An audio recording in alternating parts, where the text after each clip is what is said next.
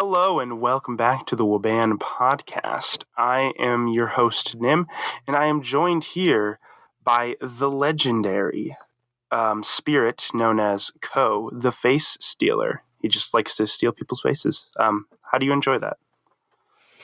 I mean, it's a hobby. It's a Don't get hobby. much visitors around here, so, So whenever you do, collection is a Yeah. nice distraction. Yeah, it is. I'm sure it is. Living in the spirit world, you got to have something to occupy your time, I guess. Mm-hmm. And you're very lucky I can't see your face right now. Yeah. Well, I'm not really showing any emotion on my face, so you wouldn't be able to steal it anyways. Mm-hmm. So. I have to say, watching that scene, I was like trying to not make a face, but I'm just so giggly. Oh, you I were? just can't do it. I didn't actually think about that. That's how I should, every time I watch that episode now, I should, do that during that scene. Just, try to, do what Aang does and just... Yeah, I try, but, after a few seconds, I'm cracking a smile. I love Aang's, his, serious face that he gives. He's just, I just love that face. Anyways, so... As people probably know, I mean, you can probably see it in the title and thumbnail and stuff. We're going to talk about Avatar again. Ooh. The Last Airbender. Whoa. Wow. Yep, we're hanging out with the Aang gang again. Oh. So, last time, 2 weeks ago, we talked about the first 10 episodes of Season 1. And now we're going to talk about the last 10 episodes of Season 1 to sort of wrap it up. So I guess we can just kind of go down the list. I have the list right here. Yeah, you're going to need to remind me. So I was going to say, you don't have to look at a list, but I'll use this. So the last episode we had talked about was Jet, correct? Yes, that's episode 10. Which was episode 10. Yeah. So we went up to episode 10, and then the next episode is The Great Divide. So yes. What you claim to be the worst episode. I personally think it is. It is amongst the fan base, it is the most hated episode, I think, typically.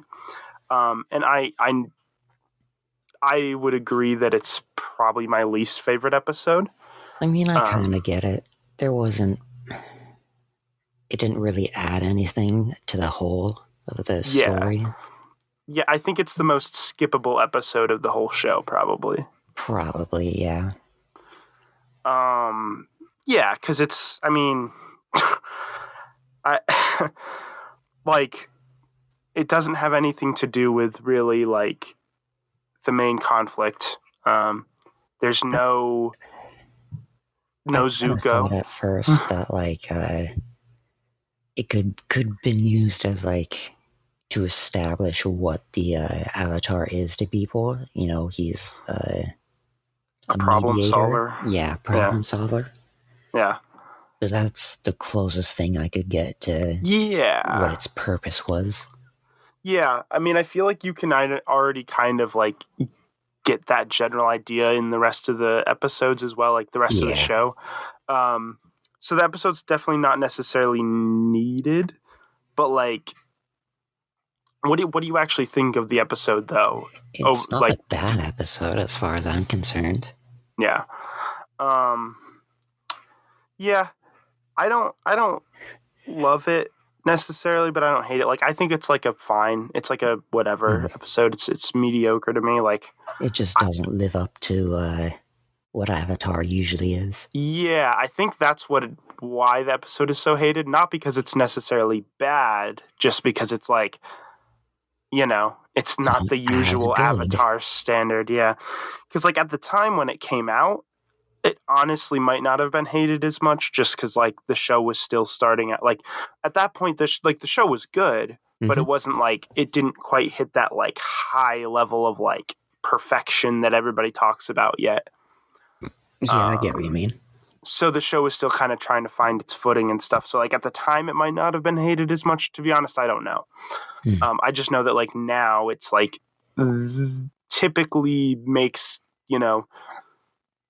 number one on lists of like worst episodes of Avatar. Which usually those lists are prefaced with, they're not really bad, they're just the worst of Avatar. So, just not as good as any just of the not others. as good as the rest, so which makes sense. Yeah, I don't really have a lot to say about it. Although, like, the one thing that I think people complain about, which like I can understand, is like the weird mixed message at the end, like where it's like, wait, what is the message you're trying to send? Yeah. It's like Aang just lies to get out of the conflict. Yeah. And it's like, okay, so when I first watched the episode, I was kind of hoping they were gonna go like for the to fix the conflict. I was hoping they would go for a more like because Aang is there and he talks to the people, he gets them to look at things from a different point of view where they're like, oh, well, it doesn't matter what happened 100 years ago. Like, we can get along now, Right. and like, we're going to start a new, like, it doesn't matter kind of thing, which I think would have been a good message. Yeah. Because I think that's a good message for anyone in life, right? Like, is like, don't hold on to 100-year-old grudges. I mean, that's like, pretty good message. Keep, you can still build a better future, kind of. And they kind of started to do that at the end. Well, they like worked together to get out of the canyon. Yeah, then they went immediately back to fighting again. Yeah, exactly. And I was like, okay, now and then he tells the story. He's like, oh, this is what really happened. And then I was like, okay, that's kind of dumb. That's a dumb like story. I didn't like I was like, it's really just these 8-year-old kids playing a game. Like, really? Come on. There's no way that would start 100-year-old feud. I was like, that doesn't make sense. I was like, that's kind of a dumb cop out.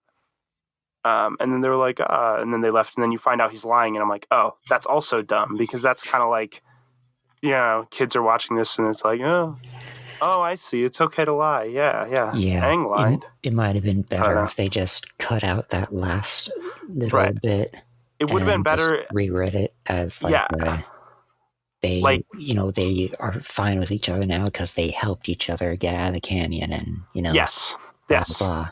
That I think would have been the perfect way to end it. Like, they helped each other out of the canyon. Maybe you could have like a moment where they're like start to fight again, but then they're like, then Aang's like, come on, you guys helped each other. Like, you can work together. And then they're like, you know what? You're right. Like, I feel like that just would have been a better ending. Yeah, I get what you mean. But, as it is, it's fine. I mean, whatever. It doesn't like make me hate the show more or anything. It doesn't like, degrade my. It's just one episode. It's fine. To a better episode, though. Now yes, this one is really good. The Storm is the next episode. Right. That's the, let me see if I remember this. I only watched it like 2 days ago, so why am I forgetting it? That's okay. So, do you need help?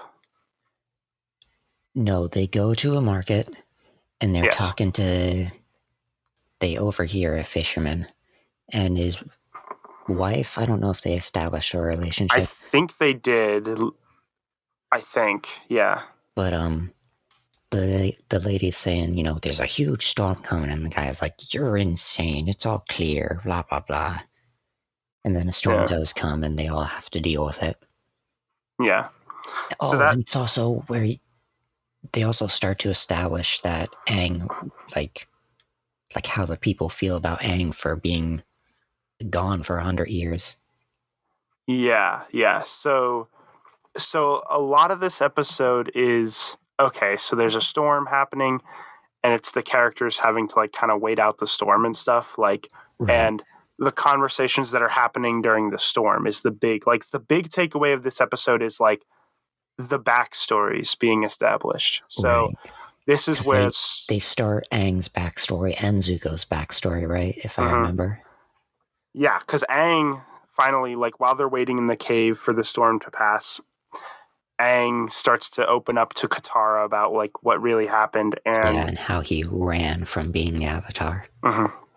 And Iroh is telling the crew on the ship about Zuko's backstory, because they're like, why is Zuko such an asshole? And then he's like, hey, it's okay. He's like, he's a very complicated person. Like, yeah, I understand that you're mad at him, but like, here's what he's been through. Like, we need to like help him kind of like, you know, be better, I guess, kind of.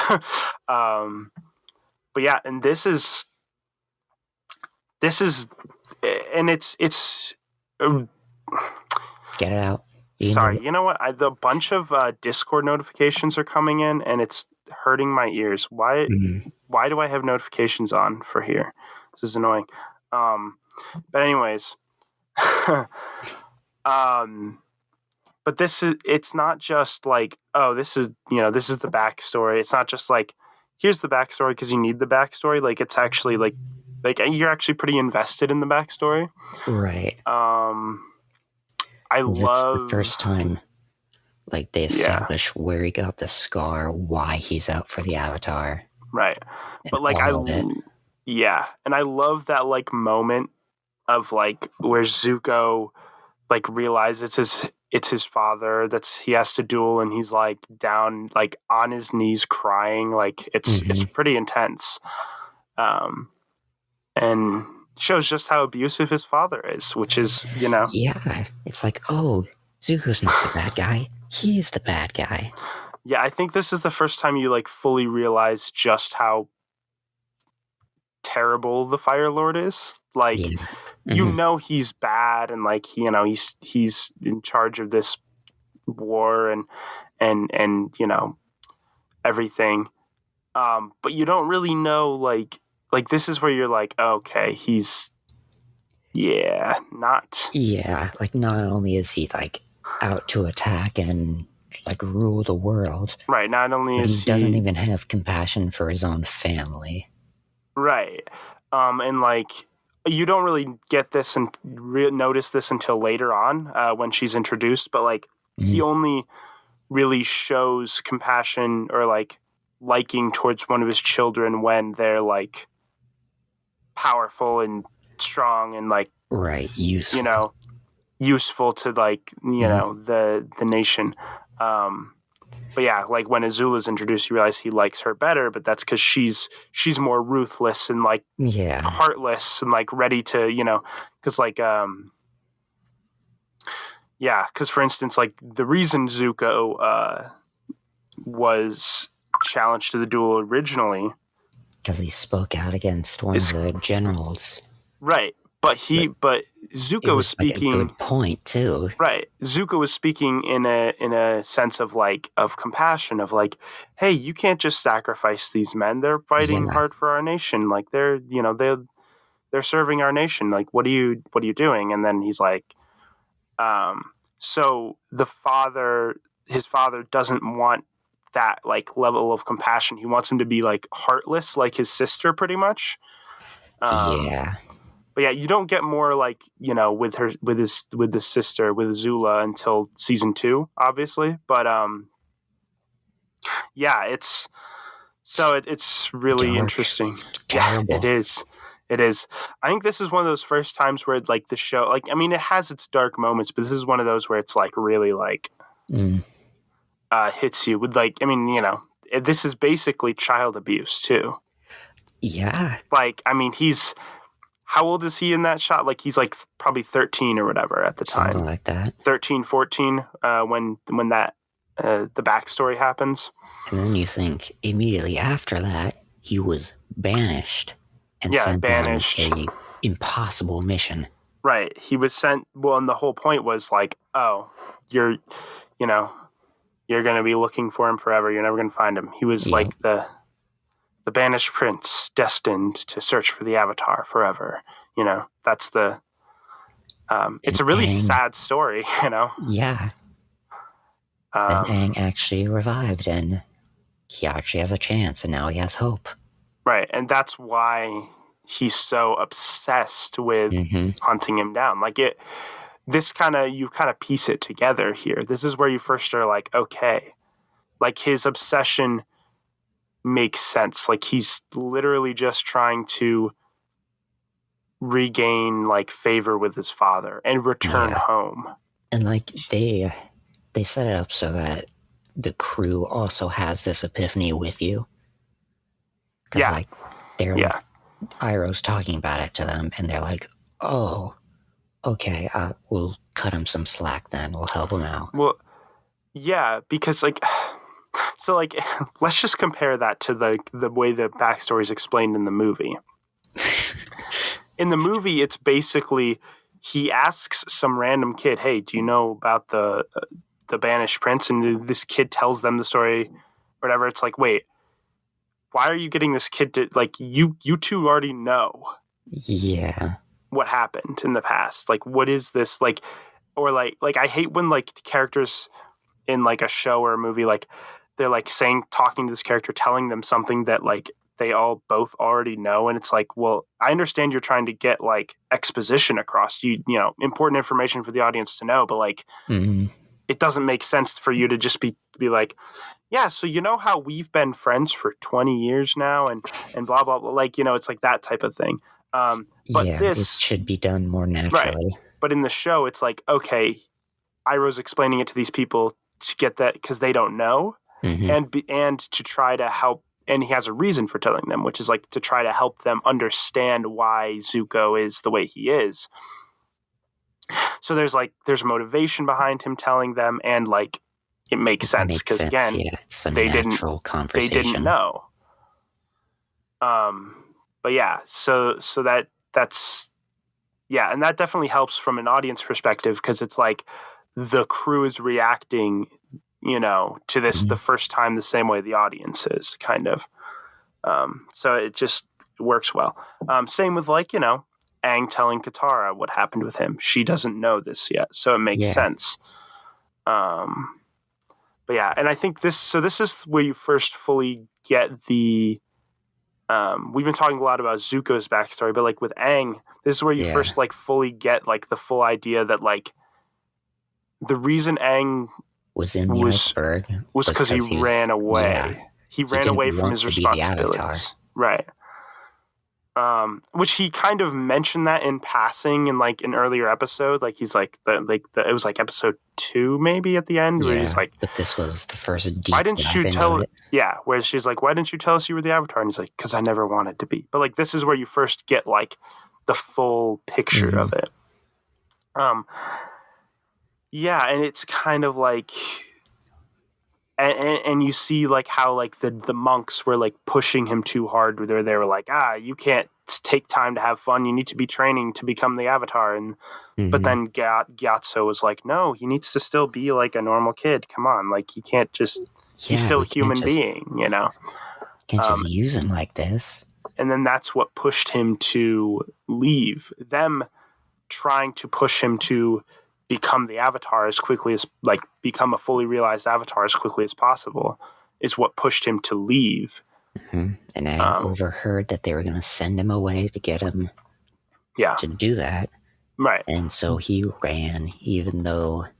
Yeah. You called him Gyatso. Isn't his name Monk Gyatso? Yeah, well, he's a monk. He's Monk Gyatso. I'm stupid. Moving on. But, like, even though he wasn't gonna... Like, he was gonna, like, protect Aang from that, because he peeked into his room and said, you know, I'm not gonna let them take you away. But then Aang was already gone. It's like, oh no. So sad. Yeah, it is. I wanted to see how, like, his, Aang's, like, peers, like, his friends, the other kids kind of, like, treat him differently because they know he's the Avatar, and, like, it's, yeah. But, like... They're all playing their air scooter game without him. Even though he invented the air scooter? Yeah, the poor boy. But no, but it's interesting when you look at it, though, because it's like, okay, so, like, he ran from his responsibilities, right? But if you really think about it, if he didn't run, he would have probably been killed in the genocide. Yeah, probably. Because he wouldn't have been ready, he wouldn't have been trained well enough and ready for it, and he probably would have been killed in the Air Nomad genocide, because the genocide happened pretty soon after he left. So, yeah, he ran, which was, but he, it ultimately was probably a better thing, because it's like, okay, now he's able to come back years later, and otherwise he would have just died most likely. But yeah, that's an interesting thought. Yeah, but it's I like that aspect of his character, that it's like, he just like that was one of his, to be a kid. Yeah, and that's his biggest character arc, is him having to come to terms with who he is and what his destiny is, and having to come face to face with it. Like, he's always trying to like kind of skirt around it and avoid it and whatever, but like the main character arc for him throughout the show is him fully like being like, no, I need to like do this, and like facing it head on. And so really good way to show that. And outside of the two backstories that they go through in that episode, I know, first of all, Zuko's ship gets caught in a storm, and Sokka and the old man's ship gets caught in a storm. And I remember, one, they both, like when Aang and Katara move to rescue Sokka, as they're doing that, as like Zuko and Iroh and their ship is like trying to maintain the ship, there's like a few good moments where like Zuko is helping the crew, and then he even sees Aang on Appa flying by, and he decides, no, the crew is more important. Yeah, and it's a very like good growth moment for him. Yeah, it is. And then that's the scene like closer to the end, and then it ends. The final shot of the episode, I think, is like that. Like, they're leaving, and then like Aang and Zuko look at each other for like a split second. They're just like, it's almost like a like, I don't know. It's just one of those little moments of like, they know like something's big's gonna happen between the two of them later on. Like, it's like a like, I don't know. It's just like a little like, they're acknowledging each other. Yeah. But yeah. Other than that, I think the only other point to mention in this episode is the first time we saw lightning bending from Iroh. Oh, when yeah, he you're redirects lightning from the ship, and it's like, there it is. Yeah, no, I always forget about that, because like, I always think like, the first time you see lightning bending is at the beginning of season 2. Like, he does lightning bending at the first episode of season 2, but then I always forget, no, he does it in this episode. That's right. Yeah, because he blocks it from the ship. So cool. Yeah. Nice little. I like how they put those little hints, and it's like, okay, it's just like he just does it, like whatever, but like it's something that's, lightning bending is something that becomes really important later on in the show. Like, and it's not even like in this season that it becomes important. It's like season 2 and mostly season 3, because that's when it's actually like really utilized. Because like Zuko learns it in season 2, but then season 3, like he uses it and like teaches it to Aang, who then uses it, and like, there's like a whole. I don't know how much of that you remember, but I remember a good bit of that, but not all of it. I just had to mention it because it's cool as hell.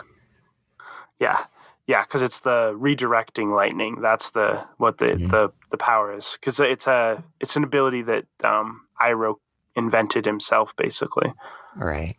Because other people can bend lightning, like they can shoot lightning and stuff, but he's the one who created it from the sky and just wow. He's the one who created the ability to redirect lightning. Yeah.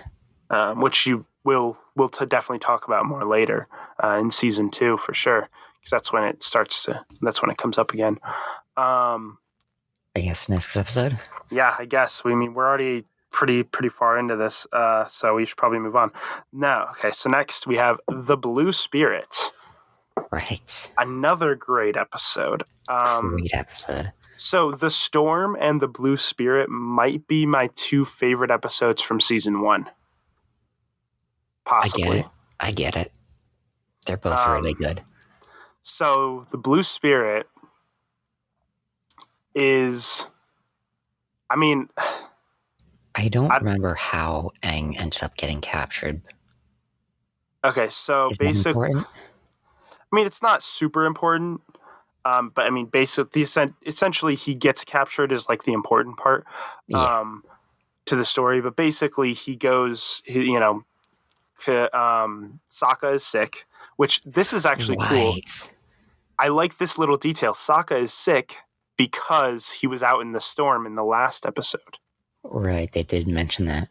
So that's kind of a cool little like continuity thing where it's like, oh, it makes sense that he would be sick in the next episode. So anyways, Sokka's sick. Katara stays with Sokka. She ends up getting sick too, and he goes to try to find a cure of some kind. So the lady that lives up there is right, and she tells him about the frozen frogs, and while he's finding those, he gets captured by these like extremely skilled group of archers, right? They can, they can pin a fruit fly to a tree without killing it. Yes, it's pretty awesome. The sad thing is these archers are only in this episode. Like, I don't think they're in the show ever again, from what I remember. Sadly, they're pretty awesome. They're like established at the beginning because Zhao comes to this one guy. He's like, I need your archers. And he's like, no, these archers are here to protect this. And he's like, you can't just take my archers. And he's like, and then he literally right then and there, he gets a letter that says that Zhao is promoted. And he's like, oh, I'm promoted to admiral now. So, I can take you. Request is now in order. Yeah. But yeah, so he uses the archers to capture him. And then the prison break is just that's an amazing scene right there. That's just whole action that's like going the on. Entire episode right there. And there's like the mystery the entire time. You don't know who the Blue Spirit is. Like he doesn't say anything. Just has this mask, has these swords, and up to this point in the show, I don't think you've ever seen Zuko use swords, right? No, I haven't. So you can't really even put that piece together, right? So you don't. So there's like literally no hint that like there's no way you could really know that it's Zuko unless like you already knew, which I'm pretty sure before I watched the show I already knew. Like I had heard somewhere or something. I don't know. Yeah. Which is sad. I wish I didn't know, but that's fine. He just pops into the jail cell, freezing, and then just completely silently just like motions for him to follow. Yeah. And there's like, I like that like silent, like he doesn't talk, but like he's kind of like, he's finding subtle ways to communicate kind of. Yeah. But yeah, in the fight and like to see like the two of them working off of each other and like working together in the fighting is like to escape is really interesting and fun. Like when they're like, using the poles to like go, they're go through to about the next wall. Yeah. And he's just handing them off to Aang. It's great. Yeah, it is. The whole scene is just great. And then like that final moment where like he like puts the swords to Aang's neck. Oh yeah, it was quick thinking because Zhao is just like, no, leave the Avatar alive. Right. Because if we kill him, he'll just reincarnate. Right. Because he makes sense. If you kill him, he'll just reincarnate as someone else. So. And he gets domed. But then again and again, the archers come back. So the archers are important throughout the whole episode. He uses one of the archers to smack Zuko in the face. Knock him out. But no, the whole like episode is really good. And then to have that like reveal at the end that like, oh, that's Zuko, that just elevates the episode even more, And there's also a nice scene afterwards where like Aang's just hanging out with him as he wakes up and he's talking to him. And Zuko has to ruin it and gets up and blasts him with fire. Sadly, Zuko's still a little like, but like that moment, but like that's some like nice little foreshadowing because he's like, hey, do you think we could have been friends too? And like, it's kind of like foreshadowing, like, yeah, they are going to be friends. And I like the foreshadowing of like they were fighting together, showing like, oh, what it might be like if they fought together later on, you know, kind of, there's just a lot of little like things like that. And I like thinking about it from the audience perspective. Right. You understand why Zuko saved him? Because Zuko he meets the Avatar if Zhao gets him, right? Because he's lost. Yes, because Zuko wants to capture the Avatar himself. So you, as an audience member, understand that. But from Aang's perspective, he doesn't know why. He doesn't know any of this. He doesn't know why Zuko would save him. So from his perspective, he's thinking maybe, there's something good in him. Maybe which is probably something that carries over throughout the rest of the show. Like Aang probably still holds that with him throughout the rest of the show until they finally do become friends in season 3. So it's like, it's an interesting way to kind of like start that. It's a thread that they grab onto and pull throughout the rest of the show. Right, because it doesn't really fully happen until like quite a while later, like halfway through season 3 or whatever it is. But this is a good like starting point for that. But yeah, really good episode. Great episode. It's one of my favorites of the season for sure. We really screwed up the timing on this, talking about the first 2 for like 20 minutes. I mean, that's okay. Those are like the best ones. Well, not the first 2, because technically the first one we talked about was The Great Divide, but I mean, that's fine. We can move on. Blue Spirit. I think we got the gist of why we love that episode there. Yeah, probably. Action in that episode is just always fun to watch. It's just, and I think that might be the introduction of that, like, the sword style. Yeah, that. Yeah, I was gonna say like the dual swords, which is always fun. I remember him taking out the swords in the prison cell, and it's only one, but then he just kind of does a flourish, and there's 2. You're like, whoa, what the heck just happened? Yeah. Because they're like half of the same sword. It's kind of like in The Phantom Menace, and Darth Maul. Psh, oh, he's got a lightsaber. Psh, wait, 2 blades? Wait, 2 blades? What? Okay, so next we have the fortune teller. So we don't have to spend a lot of time on this episode. I mean, I don't know if there's a lot to say. I do like this episode. Oh, yeah. It's weird. Oh, it's really funny. It's a really funny episode. I do like when they start to establish a relationship between everybody. Yeah. Or at least mainly Aang and Katara. Yeah. Well, this is where... They drop hints a bunch, where Aang's just like doing little things or like... trying to get her attention, maybe? I don't know how to phrase it. Yeah. But it's like you can tell that Aang likes her, but it's like kind of never really goes anywhere. Yeah, like Katara's just going along with, a friend, so it's... But then at the end of the episode, there's that moment where, because she was told like, ooh, she said that I'm gonna marry a really powerful bender. And then at the end of the episode, Sokka's like, wow, sometimes I forget just how much of a powerful bender he is. And then she's like, wait what? It clicks in her head. And that's the first moment she ever looks at him in the way of like, wait, he could be like the one. Because like before that, she just thinks of him as like, oh, he's just this kid. Like, that's my friend. That's the first time she like... And I'm helping him out, and he's my friend. This is the first time it clicks in her head like, oh, I could get with that, I get what you mean. Also, I'm pretty sure, aren't they like 12 when this is happening? Well, she's 12, or he's 12, she's like 14. I mean, when I say like get with that, I mean like I could hold his hand, give him a kiss on the cheek. That's what I'm talking about. Yeah. There was a very odd disconnect for me when like they're extremely young, but also there's romantic interest in it. So it's very odd. Yeah. But it works. It works. It does. So yeah, I mean that's one of the big like things for the episode as far as like how it relates to the rest of the show. Now we can just talk about like the insanity of the fortunes. I love all the comedy in here where like Sokka's trying to prove to everyone that like the fortunes are bullshit, and then none of them believe it. He's like, he's like, why are you wearing those shoes? Oh, she said that I would meet the love of my life while wearing them. It's like, okay, well, ever since she told you that, how often do you wear them? Every day. And he's like, well, of course it's gonna come true. I love it.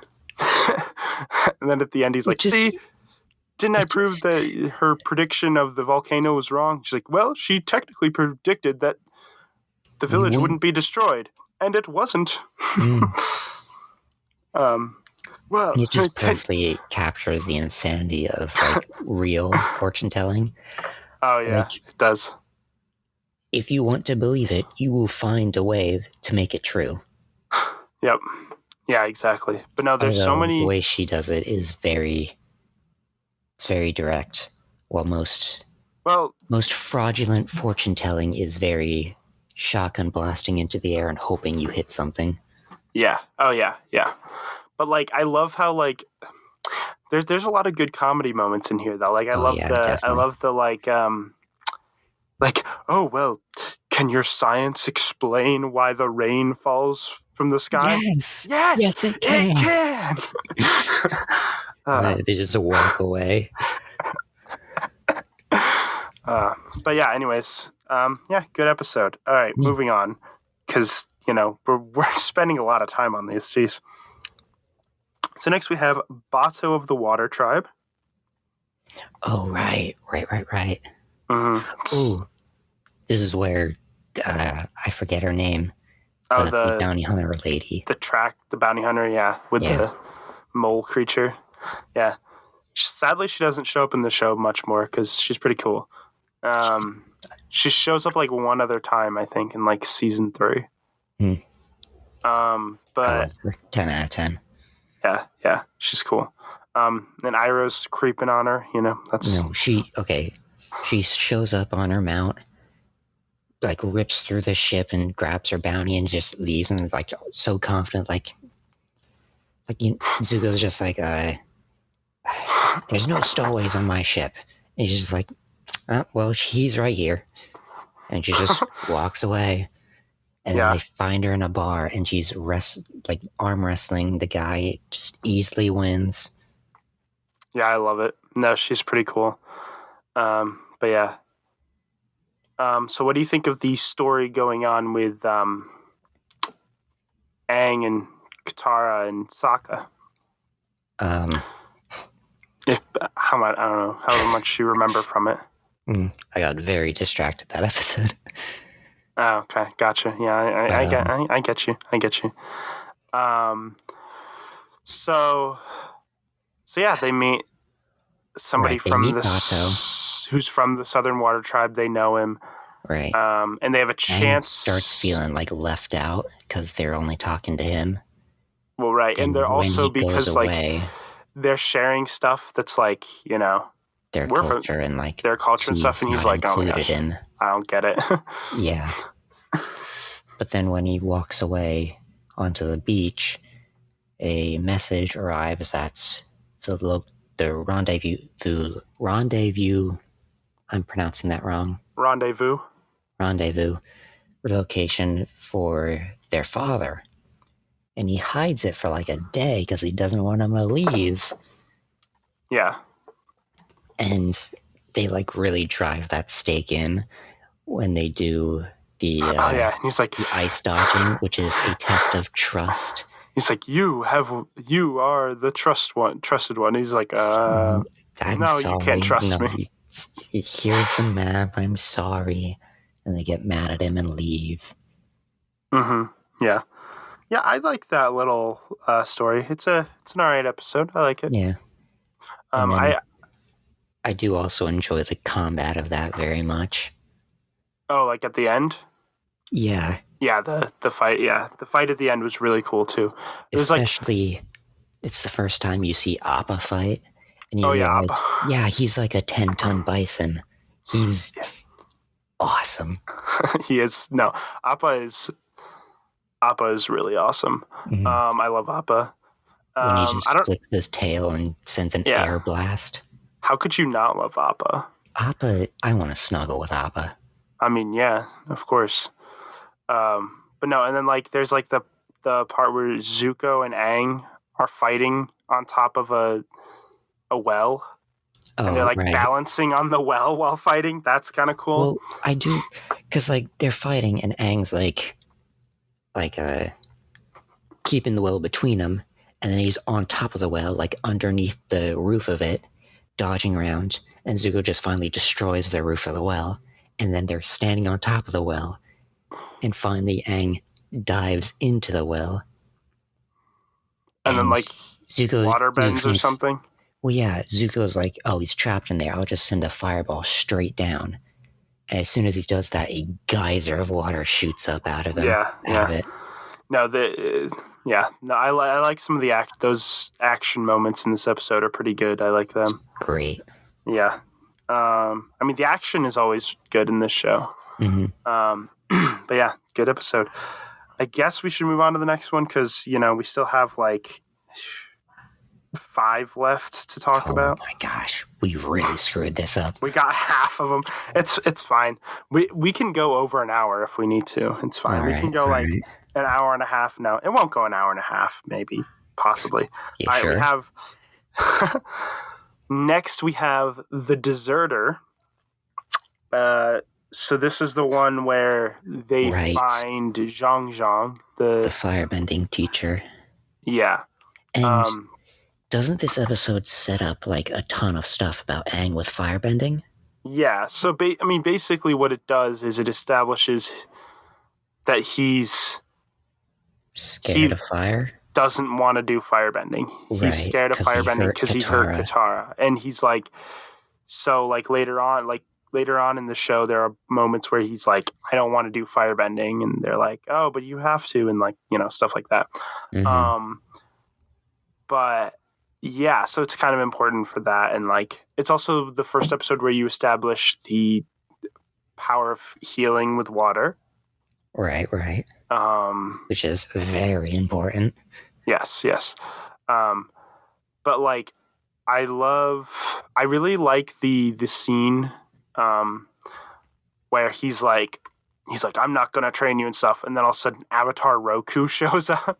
Yeah, and it's like, he's like, you think I'm weak?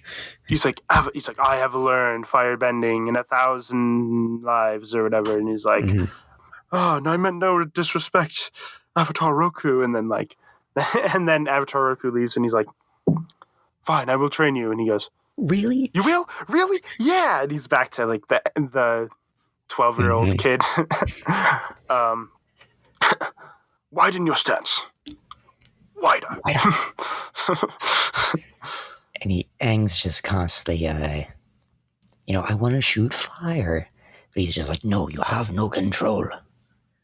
Which he realizes. You must learn discipline. Which he does realize later on that he should have taken the time to learn the control before and having the discipline before getting to the actual firebending.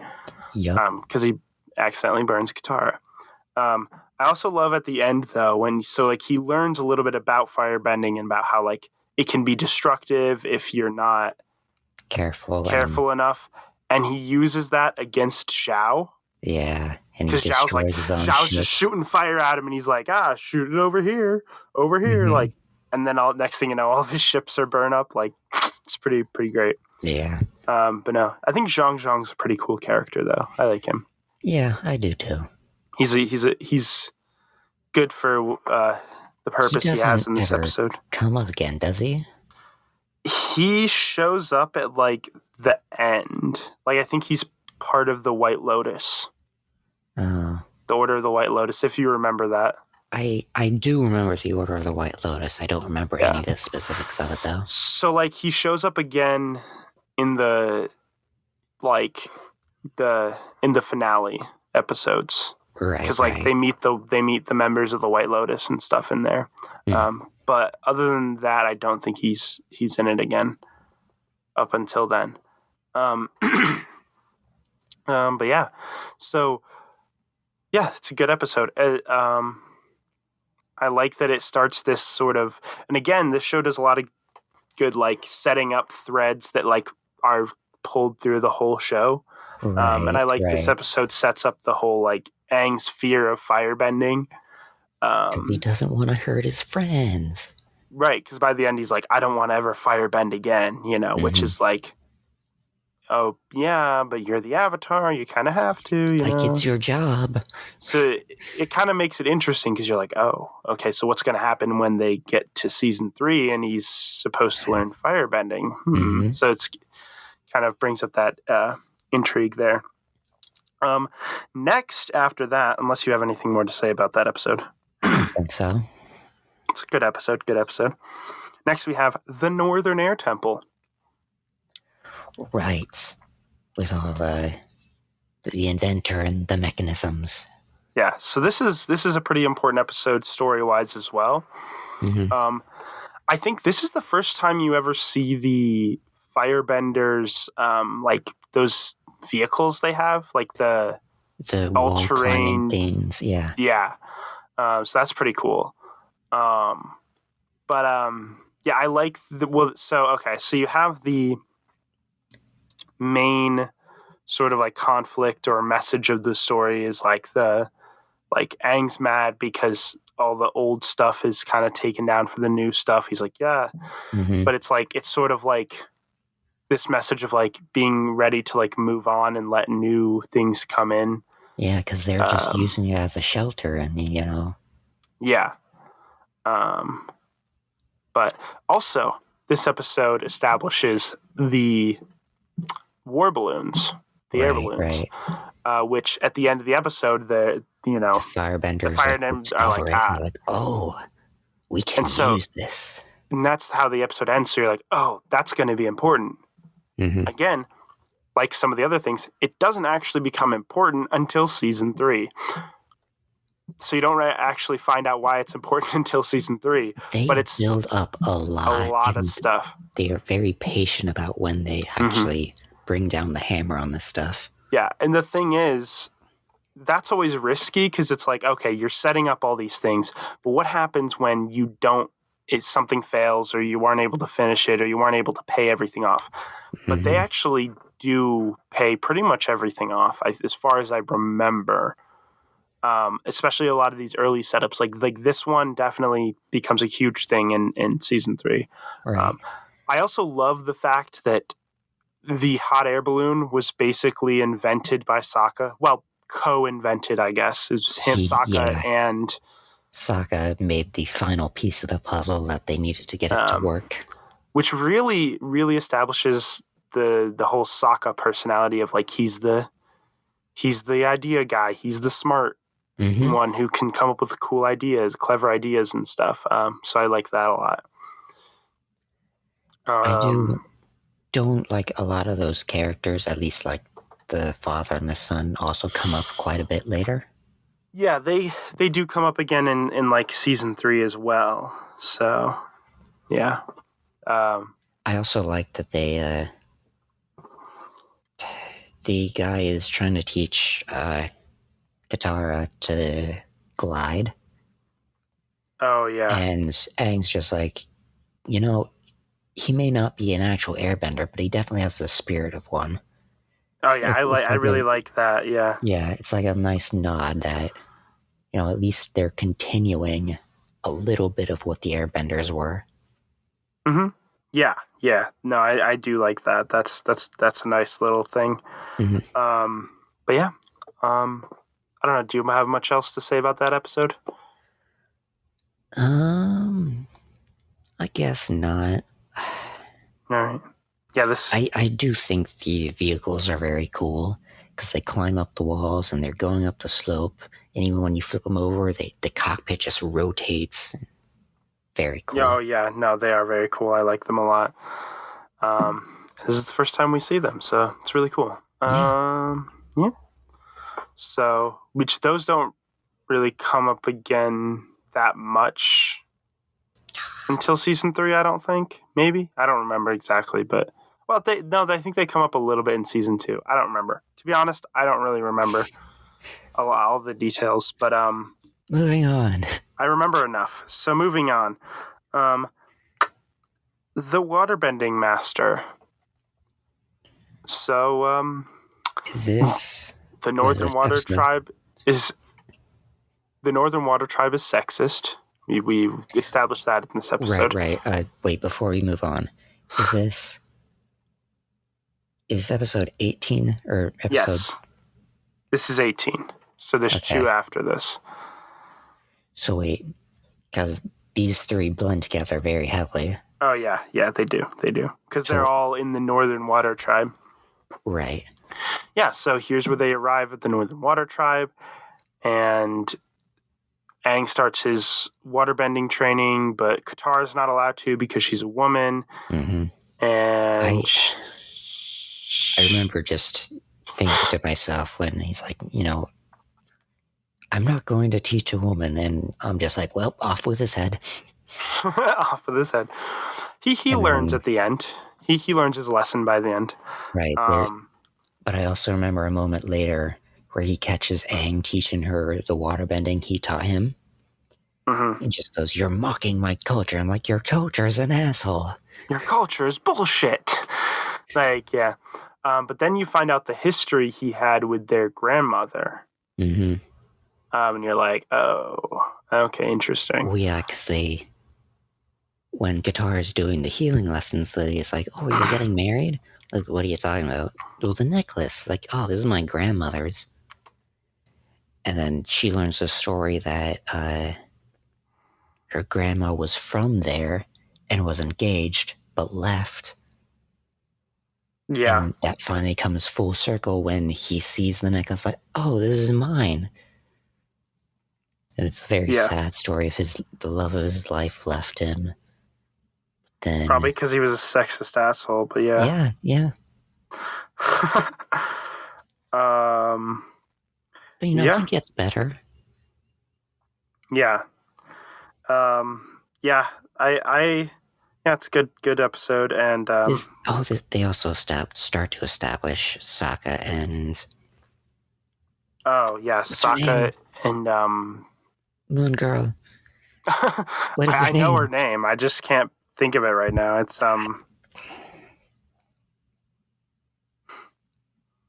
my first girlfriend turned into the moon. Yeah, that's rough, that buddy. Sucks, buddy. That's rough, buddy. No, it's Yue. Yue, okay. Yeah, Princess Yue. So they start to establish that, and you find out that is that the episode where you find out that she can't marry him because she's already engaged to marry somebody else, and it might be. Or she doesn't. It's all blurred together. Yeah, they do. But anyways, so yeah, that one, you establish some waterbending stuff, and you realize Katara probably doesn't even need a teacher, because Katara's holy awesome. crap, is she badass. So yeah, then the next one was Siege of the North Part 1. Mm-hmm. Oh wait, there's another important thing that happened in that last episode, actually. Oh, do tell. That's where Zhao comes in to Zuko and Iroh, and he's like, we need to take your ship and your crew, and Zuko's like, nah, you can't do that, and he's like, yes, we need it to attack the Northern Water Tribe, and Zhao looks and he's what's that? Southern. They're attacking the Northern Water Tribe. Is it? The Southern Water Tribe is where Katara and Sokka are from. Right. They traveled to the Northern Water Tribe throughout the show. I flipped the map. Okay. And then he sees the swords on the wall, and he goes, he's like, I recognize those swords. Mm-hmm. That's when he realizes the blue And spirit Zuko is. tries to convince, like, no, they're just decorative. I don't actually And he use goes, them. "Have you?"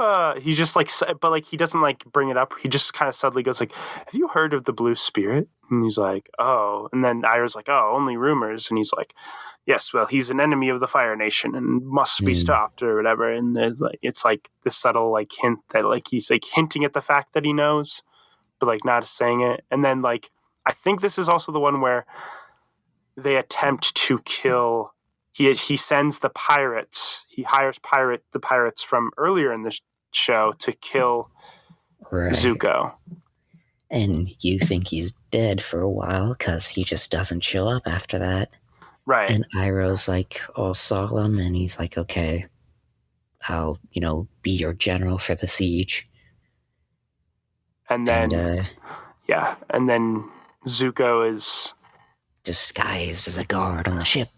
Yep. And the entire reason Iroh became the general was to support him in being a stowaway.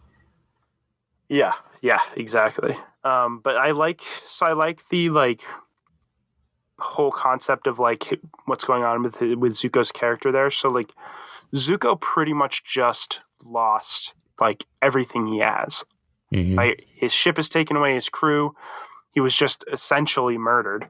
And now he's just like he's always just relied one guy on a mission. Right. He's always relied on that to chase down the Avatar in the rest of the season. Mm-hmm. But now it's just him, and he's like fueled by his desire to capture Aang and everything. And it's like it's just him on his own. And that's like the next few episodes you see he's just like he sneaks in himself and like captures it. Like I love that. Because in the next episode, the actual siege of the North happens. Some attacking happens. Aang goes to the spirit world. Yeah, so Aang thinks like, okay, if I contact the moon and ocean spirit, then they'll help us. So they lead him to the little pond area with the koi fish. He goes to the spirit world, and they're like, "Oh, the one who might know is Ko because he's really old, so he has to go to Ko, the face stealer." Right. And the monkey is there. He just go away. I love that monkey. Leave. Go away. He doesn't add anything. He's just there. Go away. Yep. And he learns that the moon and the ocean spirit are in the fish. They are the fish that are in the pond. I do love that moment because like the koi, and then the face stealer just swings around right to his face, and he's just blank again in a moment. Yep. Yeah, he did. He did really good at that. Thank you. He did really good. I have to go now. Yep. But then you start to realize Zhao's real plan from the beginning was right, because he mentions Iroh says that if you keep fighting during the night, their waterbenders will get stronger. It's like, I have a plan for the moon spirit. Yep. And you also learn at some point, I don't remember when, but you learn where why he knows about like the moon spirit and stuff and how it works, because he went to the Great Library. Yeah. And I do remember that. I don't know if it did mention like a secret library. Was it established that meant like the Great Library? Yeah, it is. It is. Okay. Yes, because when you get to the library episode in season 2, it's implied that Zhao had been there before. Okay. But yeah, so that's how he learned about that. And he's like, I'm going to kill the fish.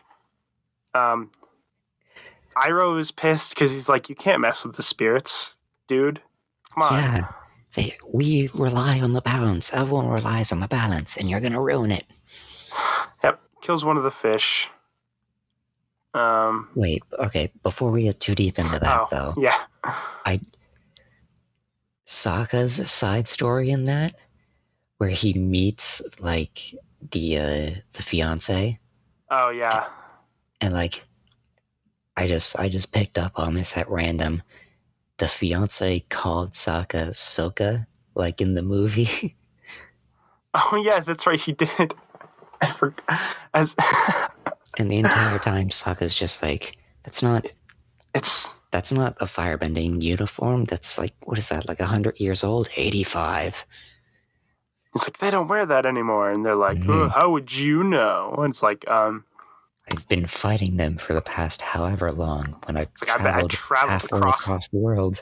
Not halfway across the world, literally across the whole world, from the South Pole to the North Pole. Not to mention, they zigzagged a ton. The Avatar is an expert at evasive maneuvers, and it cuts them. You're lost, aren't you? Oh my gosh, I love that episode. I'm not lost. We're just going to this place to ride this fun animal after coming from this place to ride that fun animal. Mm-hmm. Yeah, pretty much. But yeah, so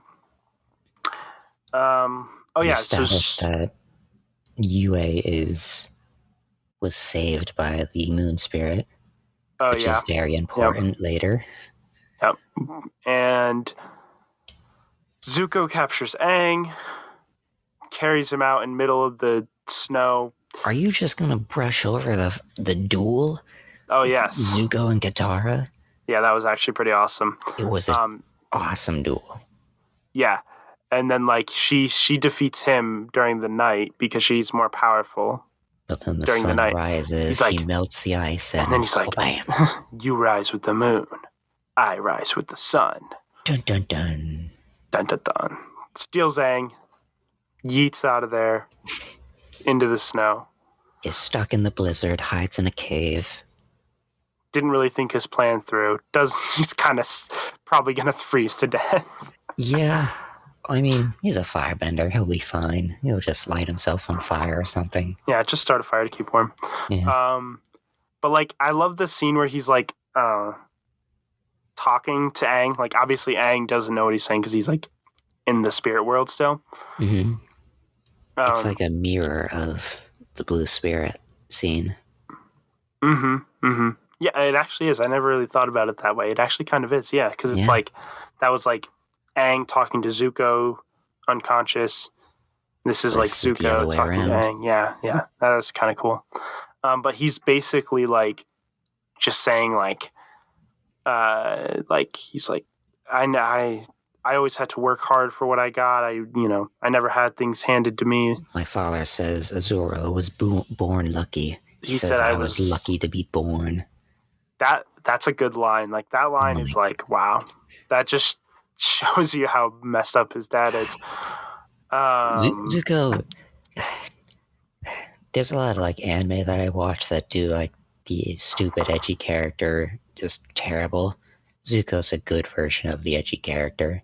Mm-hmm. It's like he's actually like horrid and he hates it, and he's like, he gets better.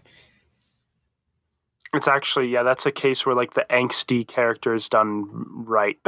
Yeah.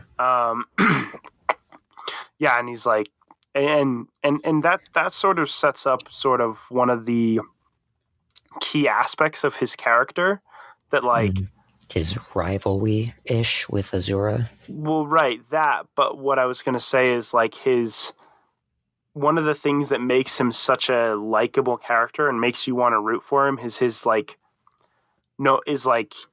he works hard for what he gets. Like nothing ever comes easy to him. He fails all the time, but he keeps getting back up and pushing himself to move on and pushing himself more. It's like that determination, that extreme determination that his character has, that like really, that's one of the things that makes his character very compelling. Whereas like Azula was like kind of naturally skilled with firebending, so she just kind of naturally got everything she wanted, and like, and turned out to be a horrible person. Yeah, exactly. Well, Zuko's just like, oh yeah, I have a lot of childhood trauma that I'm working through. Yes, pretty much, yeah. But yeah, and then anyways, so the gang rides on Appa to find Aang. They find Aang and Zuko. They do because you mentioned this in a previous episode where Iroh saw the dragon Oh from the yeah. spirit world. But Yes. Katara does the same thing with Aang's spirit when he flies back to his body. Oh yeah, yeah, yeah. Which is interesting. That could be because she has like a deep connection with Aang, maybe. Like Aang specifically. I don't know. I I just don't know. noticed it. I didn't analyze it. I just noticed it. That is interesting. That is Yeah. interesting. But yeah.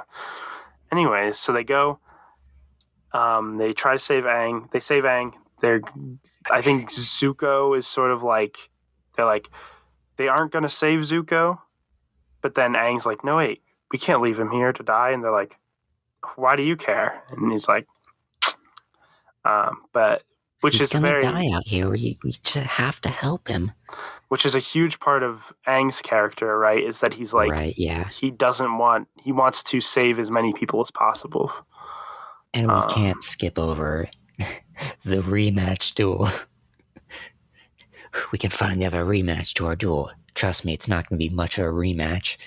And because it's like full moon and he's in the middle of an ocean of ice and she just whoosh, and he's trapped in ice immediately. Yep. Yep.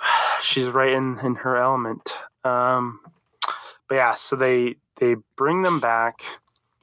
Then the whole fish dying thing happens. Then the fish gets killed. The entire world goes red. Yeah, the lighting in that scene, like how it's done, is really cool. I think Zhao takes it out of the water. The world goes red. He puts it back in and it returns to normal. But then he shoots a fireball at it and it actually dies. And then it it's just all turns gray. Yeah. Yeah, yeah. I really loved that because it was all like black and white and gray, but all the bending lit up the world. Like whenever there was fire bending, it was like it lit up, and you could see the color in the light. I know, yeah. That the color and lighting effects in this episode is really cool. And then Aang gets in the pond, and I guess he receives help from the ocean spirit, and he goes into the avatar state and turns into that big water monster, which is basically one of the only constant bits of color. Yeah. Basically, the Aang goes into the avatar state, merging with the water spirit. The water spirit is a little pissed. So the water spirit attacks the Fire Nation. The water spirit's pissed because the ocean. Yeah, the ocean spirit's pissed because the moon spirit was killed. Which I like that, it ends with Zhao being killed by the ocean spirit, because it's like the ocean spirit was getting revenge for you killed the moon spirit. I'm taking you down underwater with me. Yeah, because a bunch of just water tendrils just come up, wrap around him, and pull him under, and you just don't see him again. Yeah, it's like, oh no. But there's that moment though where I like the moment where Zuko is reaches out to grab Zhao's hand. He's like, Zhao, I'll save you, and then Zhao refuses. Yeah. Because I like that's another one of those moments where you just kind of hints of Zuko is not boy. He's not a bad person. He does bad things. He's driven to do bad things because of his father, and because of his father's control over him. But he's not actually a bad person in his heart. He's not a bad person. And I love those little hints of that. Yeah, it's really nice. And it grows later in the story. Oh, yeah, for sure. But yeah, and then Yue turns into the moon. Sokka gets his traumatic backstory. Sokka gets his, yeah. Yep. My first girlfriend turned into the moon. That's rough, buddy. Yeah, so I mean, I don't know if there's a lot else you want to say about these episodes. I mean, we're at the point where we should probably end soon anyways. Yeah, they did mention that Iroh like took his trip to the spirit world. That's true. Yeah, because Zhao was talking to me. He's like, I know you've had a trip to the spirit world before, haven't you, or whatever? And he's like, yeah. So yeah, they do like mention it. So yeah, which is pretty awesome. I like that. Yeah. So, do you have much else to say? I don't think so. Yeah.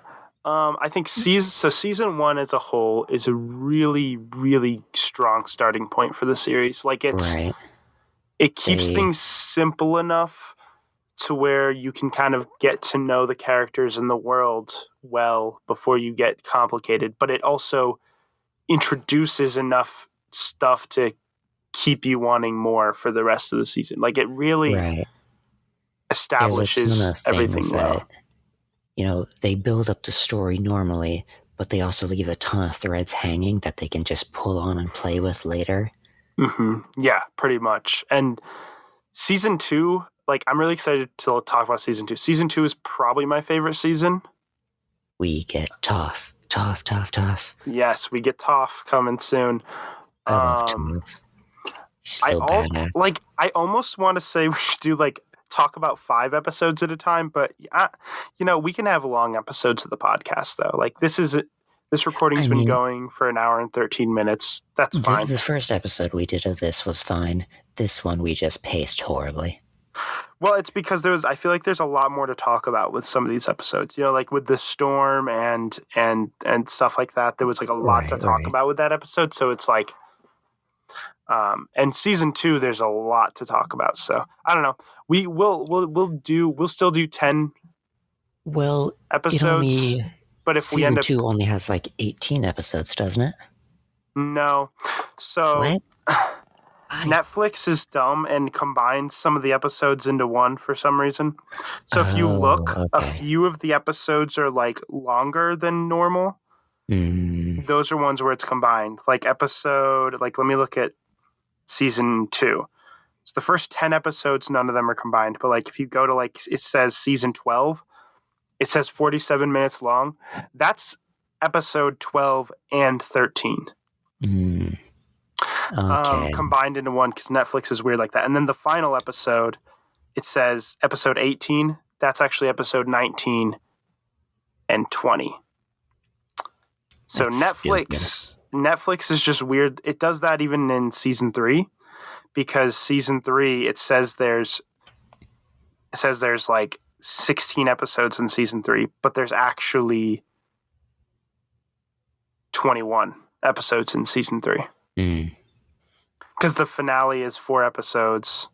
So they combine the finale into one, and then they combine they might combine another one into one. I don't remember exactly, but it's they do a lot of that, and it's kind of weird. Netflix is just annoying like that. But anyways, so 10 episodes by next week, and if it takes us a while to talk about it, we'll just have a longer episode of the podcast, which is fine by me. All right. So anyways, next week, though, we're going to talk about Lord of the Rings, which, have you watched any of them yet? No. I mean, that's fine. It's you can do that over the weekend. I haven't watched them yet. I mean, I'm planning on watching them over this weekend. So one I'm just Friday worried night, about Saturday night, Sunday night. I might procrastinate this like I do everything, and it might just turn into a train wreck. Yeah, just watch all 3 in one day. Yeah. You could. That's almost 10 hours, 9 to 10 hours of content. 3 if you watch it all at once. But no, yeah. Break it up into 2 or 3 days. Yeah, that's a good idea. One Friday night, Saturday night, Sunday night, or however you want to do it. Yeah, something like that's probably the best. Something like that. But anyways, so that's what we're going to talk about next week. And then the week after that, we're going to continue with Avatar. And then we'll figure out another movie. We'll figure out another movie for the next time after that. So I don't think there's anything else to talk about because, we're already at the end. So anyways, thank you for listening to the Waban podcast. Wherever you're listening to it, doesn't really matter, but there are multiple places you could be listening to it on. So let me go over those. So you can listen to it on my YouTube channel, which is called Nim TV. NIM TV. There's video versions of it there. And you can also find it on a bunch of audio platforms, that being Anchor, anchor.fm/Waban. That's WABAN. You can also find it on Breaker, Google Podcasts, Pocket Casts, Radio Public, and Spotify. There's a chance that it is also available on Apple Podcasts, apparently, but I don't actually know because this thing is confusing. The statistics said we got some listens from Apple Podcasts, but it doesn't show up on the list of places that it is. So I don't know. Maybe you can find it there. Well, who knows? It's a little surprise. So anyways. So professional. This is very professional, okay? Thank you for listening to the Waban podcast. I've been your host, Nim. And I'm the goodest boy.